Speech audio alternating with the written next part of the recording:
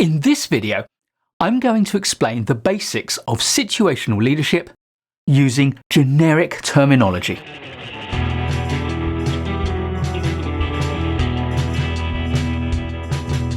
We all have different leadership needs, and those needs change according to the context or situation that we find ourselves in.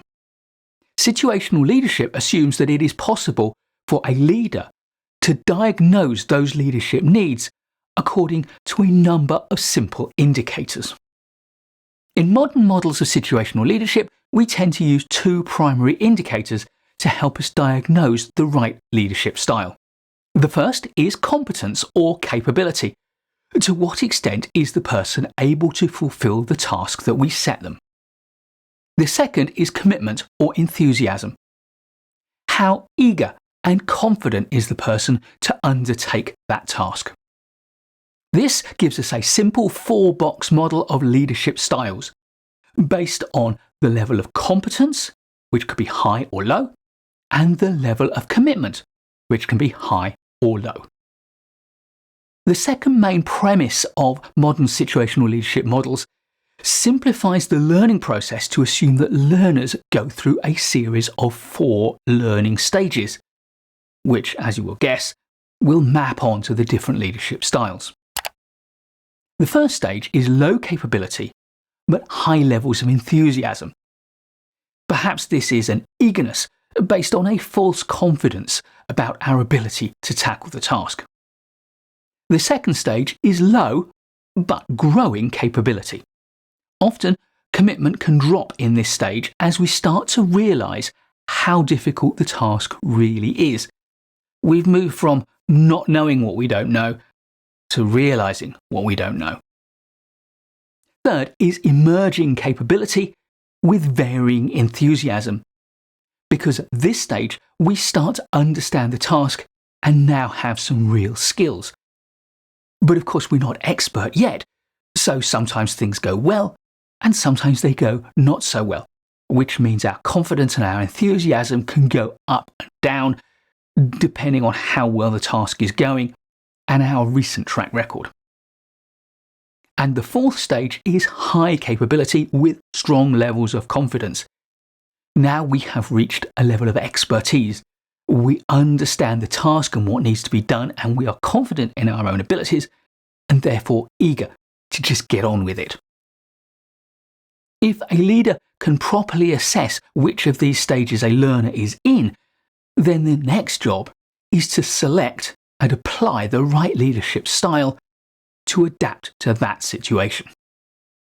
The 4 styles of leadership behaviour therefore combine different levels of task-oriented instruction and relationship-oriented support. As a result, we have a grid that looks like this. For a low capability but high enthusiasm beginner, we need to offer a high level of instruction. But because they are enthusiastic and confident, we don't need to offer a lot of support to make them feel better about the task. We just need to give them clear, simple instructions so that they can get on and make some progress and start to learn. Let's call this leadership style instructing. For a low but growing capability beginner whose confidence is starting to waver, we still need to give a high level of instruction. But now, because that confidence is wavering, we also need to apply a larger amount of support to strengthen their confidence and make them more enthusiastic about a task which they're starting to realise can be a little bit tricky. Let's call this leadership style persuading. For an emerging capability intermediate, whose enthusiasm varies from day to day, we need to reduce the amount of instruction that we give them. Because they don't need that instruction, and if we give it, then on the one hand we rob them of the ability to feel confident, and on the other hand we're not showing a great deal of trust. However, because their level of confidence and enthusiasm can go up and down, we do need to continue to provide them with high levels of support. Let's call this style of leadership assisting. For a high capability and confident expert, they don't need any instruction at all. We just need to set them the task and be clear about the parameters within which they need to fulfill it. And also, because they are confident and eager to get on with it, they don't need a lot of support. We just need to make ourselves available should they need to check in and show that we are monitoring their progress at appropriate times. Let's call this leadership style entrusting.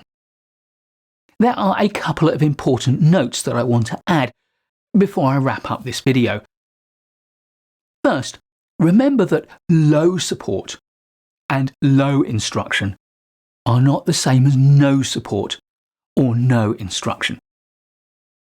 It is always going to be a matter of judgment about how much support to offer and how much instruction to offer for any individual in any particular circumstance.